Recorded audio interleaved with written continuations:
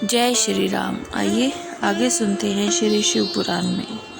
प्रयाग में समस्त महात्मा मुनियों द्वारा किए गए यज्ञ में दक्ष का भगवान शिव को तिरस्कार पूर्वक श्राप देना तथा नंदी द्वारा ब्राह्मण कुल को शाप प्रदान, भगवान शिव का नंदी को शांत करना। ब्रह्मा जी कहते हैं, नारद पूर्व काल में समस्त महात्मा मुनि प्रयाग में एकत्रित हुए थे। वहाँ सम्मिलित हुए उन सब महात्माओं का विधि विधान से एक बहुत बड़ा यज्ञ हुआ। उस योग में सनकादिक सिद्धगण, देवऋषि, प्रजापति, देवता और ब्रह्मा का साक्षात्कार करने वाले ज्ञानी भी पधारे थे। मैं भी मूर्तिमान, महातेजस्वी, निगमों और आगमों से युक्त हो सपरिवार वहाँ गया था। अनेक प्रकार के उत्सवों के साथ वहाँ उनका विचित्र समाज जुटा था।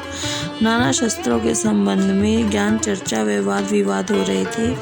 मुने उसी अवसर पर सती तथा पार्षदों के साथ त्रिलोक हितकारी सृष्टि करता वह सबके स्वामी भगवान रुद्र भी वहाँ पहुँचे। भगवान शिव को आया देख संपूर्ण देवताओं, सिद्धों और मुनियों और मैंने भी भक्ति भाव से उन्हें प्रणाम किया और उनकी स्तुति की। फिर शिव की आज्ञा पाकर सब लोग प्रसन्नता पूर्वक यथास्थान बैठ गए। भगवान का दर्शन पाकर सब लोग संतुष्ट थे और अपने सौभाग्य की सराहना करते थे। इसी बीच में प्रजापतियों के पति प्रभु दक्ष, जो बड़े तेजस्वी थे, अकस्मात घूमते हुए प्रसन्नता पूर्वक वहाँ आए। वे मुझे प्रणाम करके मेरी आज्ञा ले वहाँ बैठे।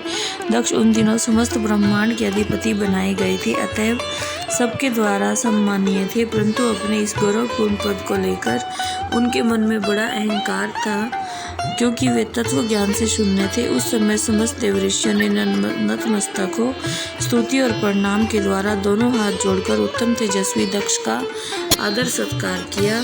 परंतु जो नाना प्रकार के लीला विहार करने वाले सबके स्वामी और उत्कृष्ट लीलाकारी स्वतंत्र परमेश्वर है, उन महेश्वर ने उस समय दक्ष को मस्तक नहीं झुकाया। वे अपने आसन पर बैठे ही रह गए, खड़े होकर दक्ष का स्वागत नहीं किया। महादेव जी को वहाँ मस्तक झुकाते ना देख मेरे पुत्र प्रजापति दक्ष मन ही मन अप्रसन्न हो गए। उन्होंने रुद्र पर सहसा क्रोध आया और वे ज्ञान शून्य और महान अहंकारी होने के कारण महाप्रभु रुद्र को क्रूर दृष्टि से देखकर सबको सुनाते हुए उच्च स्वर से कहने लगे, ये सब देवता, असुर, श्रेष्ठ ब्राह्मण, ऋषि मुझे विशेष रूप से मस्तक झुकाते हैं, परंतु जो प्रेतों और पिशाचों से घिरा हुआ महामनस्वी बनकर बैठा है, वह दुष्ट मनुष्य के समान मुझे प्रणाम क्यों नहीं करता। शमशान में निवास करने वाला यह इस समय प्रणाम नहीं करता, इसका क्या कारण है? जिसके वे दोस्त क्रमलुप्त हो गए हैं, यह भूतों और पिशाचों से सेवित मत वाला बना फिरता है। जय श्री राम।